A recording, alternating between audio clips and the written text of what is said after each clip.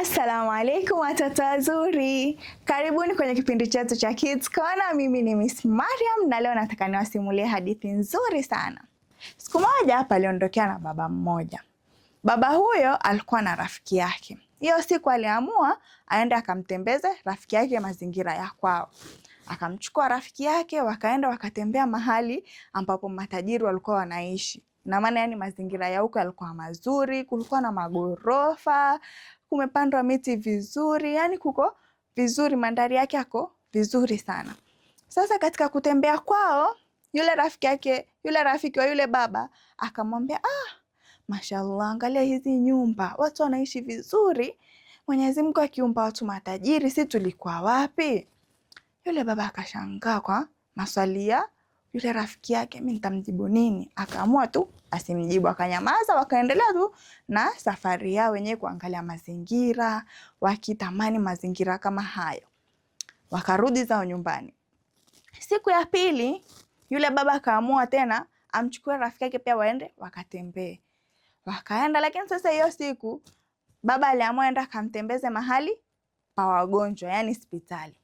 Wakaenda paka hospitali. Kufika hospitali akampeleka mahali penye watu mahututi, wenye wamevunjika miguu, wenye hawezi kutembea, wamechoka, yani taabani.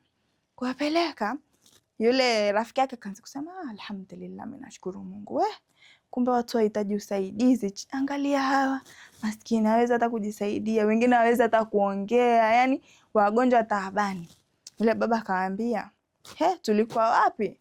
Mwenyezi Mungu akiwapa hawa wagonjwa ugonjwa, na sisi tuna afya zetu alhamdulillah wazima. Yule rafiki akamwambia, astaghfirullah, hebu usiseme hivyo, tema hayo macho, utasemaje hivyo? Mimi sitaki. Si tulikuwa wapi Mwenyezi Mungu akiomba hawa watu na ugonjwa? Mimi nashukuru Mwenyezi Mungu venye niko. Akaambia, basi mimi nimekuleta hapa ujifunze kwamba lazima tushukuru neema za Mwenyezi Mungu, si lazima kutamani cha wenzenu. We hujui we una kitu gani mwenzako hana.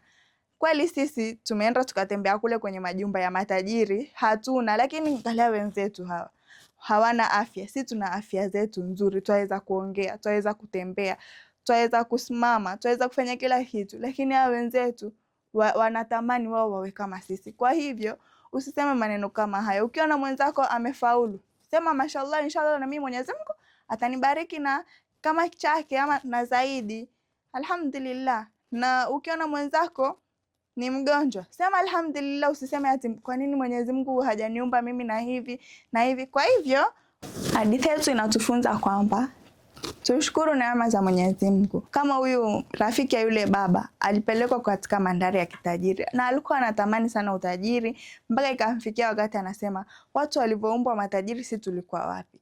Lakini hajui kwamba kuna wenzake wenye wanatamani hali yake yeye venye yuko. Yeye ni maskini kweli, hana pesa, lakini alipoenda hospitali akajua kwamba mimi pia yani nafaa nimshukuru Mwenyezi Mungu kwa hii hali yangu, kwa kila kitu alonisaidia nacho, alhamdulillah. Na hadithi yangu ikaishia hapo. Tukutane kwenye hadithi ifuatayo. Maasalam.